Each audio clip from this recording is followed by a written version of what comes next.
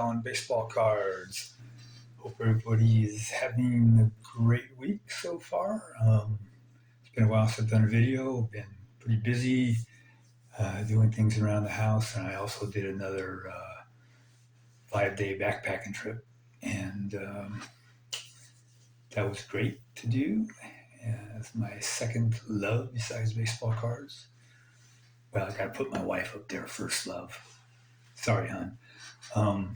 Anyway, I have some cards from my 65 set and have four more cards.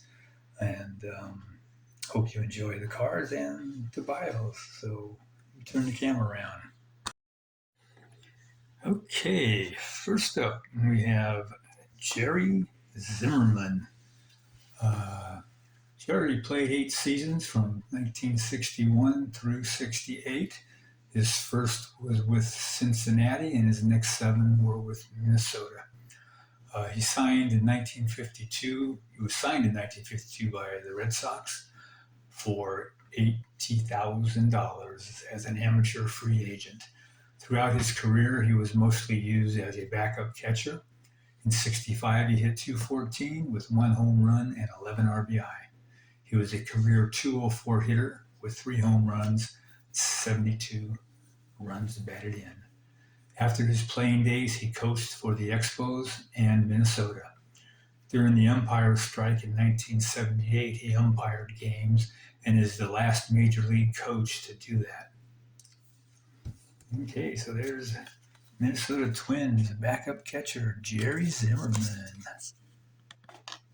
Next up, we have Rick Wise, Philadelphia Phillies.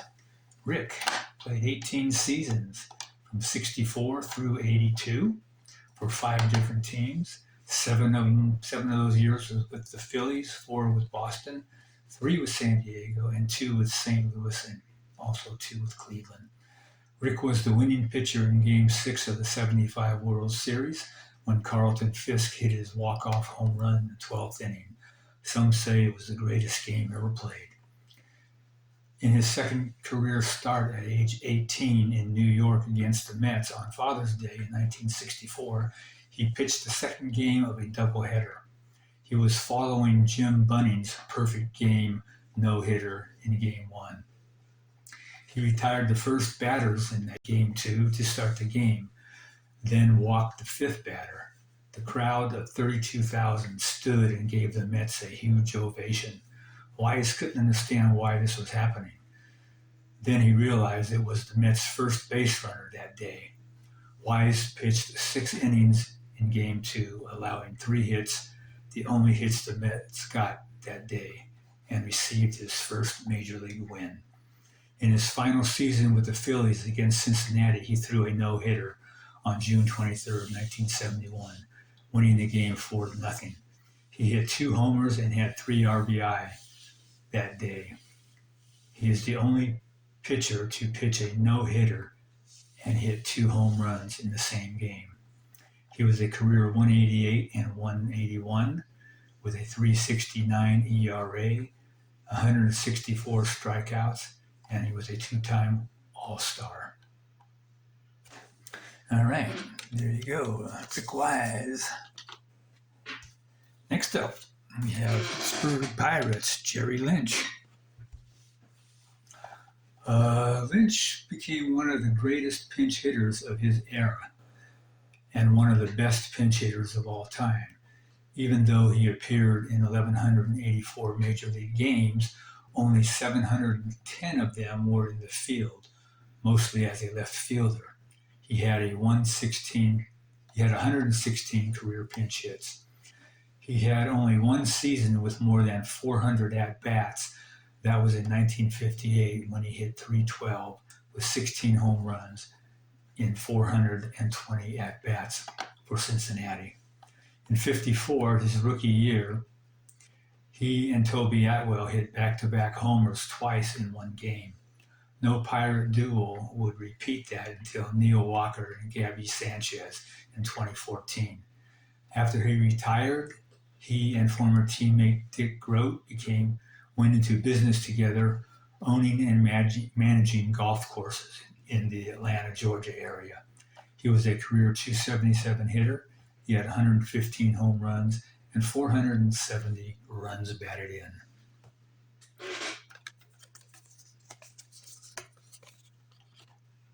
All right. Next up, we have St. Louis Cardinals catcher Tim Carver. Tim played 21 seasons from 59 through 1980. 12 were with St. Louis, 9 with Philadelphia, 2 with Boston, and 1 with Montreal. In 65, he hit 276 with 11 home runs and 48 RBI. In Tim's first professional game in the minors, Brent Musburger was the home plate umpire. Both became excellent baseball broadcasters. In the 1964 World Series, against St. Louis, Carver hit .478 with 11 hits, 5 RBI, and scored four times in 23 at-bats. He also tied a World Series record by hitting safely in all 7 games. In June of '75, he was released by Boston when Carlton Fisk was reactivated and was picked up by the Phillies and became Steve Carlton's personal catcher.